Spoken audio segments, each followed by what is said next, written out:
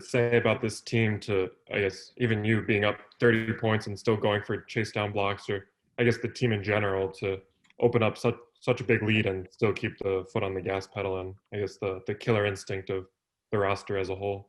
It's the way we're taught in practice. We have a couple drills called Hunger Games, where there's no fouls, there's no calls, there's no out of bounds. You're fighting for a rebound, you're fighting for a loose ball, you're fighting for every bucket you get. Obviously, after we go back and watch film, we say that's a foul, that's a foul. But other than that, it's competing. We call Hunger Games for a reason. Only the strong survive. For competitors only, and that's our motto. Till that second half, till it's 0-0, that's when we let up. Teddy got Canada. Yeah, you had 7 points early on, and you had a 3 in transition. Really looked comfortable and confident stopping transition and shooting that 3.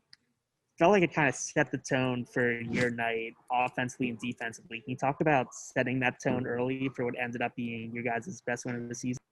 Yeah, talking to the coaches and my mentors, it's all about just getting started early. Me specifically.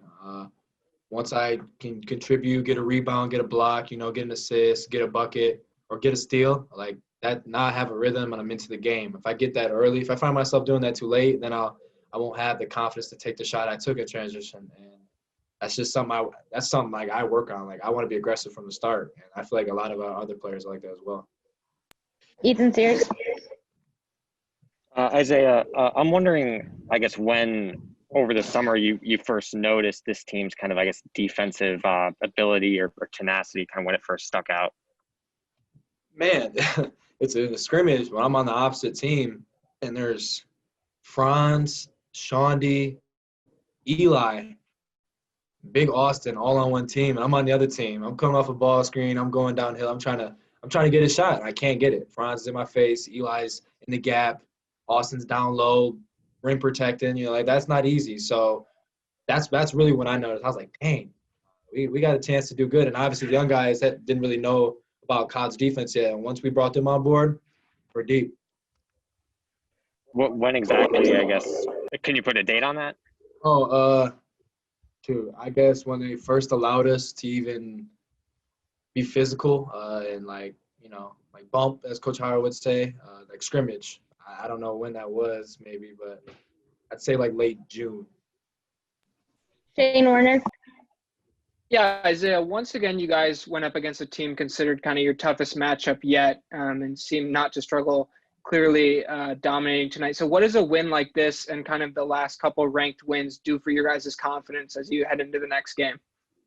Just like Coach Howard says, he likes to keep us sane, celebrate tonight, and then we focus on our next opponent tomorrow. We're off tomorrow, but I'm sure a lot of guys will be watching film, coming in for recovery, getting ready for that Saturday game at Minnesota. But other than that, I don't know. It definitely will boost your confidence, but the most important thing is you don't get complacent. I know people had questions about us getting too complacent after those 2 wins, and tonight was to show that this is who Michigan basketball is. Justin Rose. Speaking of not getting complacent, the fun that you guys are having on the bench during the game, I mean, just how much fun are you guys having? I know it's such a simple question, but it just oozes out of the screen. Can't even lie.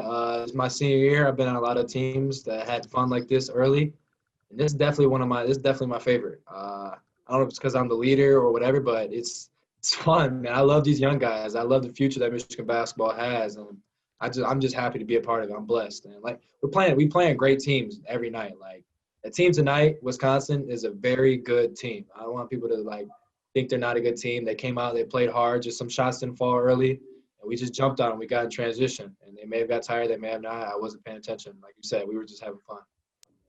Chris Bayless. Isaiah, can you just talk about John D's energy every time he's on the floor? And it seems like you guys are anticipating something to happen when he's playing defense. Who? Sean D. Oh, Sean D. Man, Sean D or Eli, they gonna fight for that defensive player of the year. I don't know which one's gonna get it, but one of them's gonna get it because they do that in practice too. They work really hard. That one call on Sean D was, I don't know if he dragged his hip into him, but Sean D, he guards you 94 feet without fouling. Eli, obviously, you guys already know about Eli. He gives no angles. He's a tough defender, and they're just disciplined.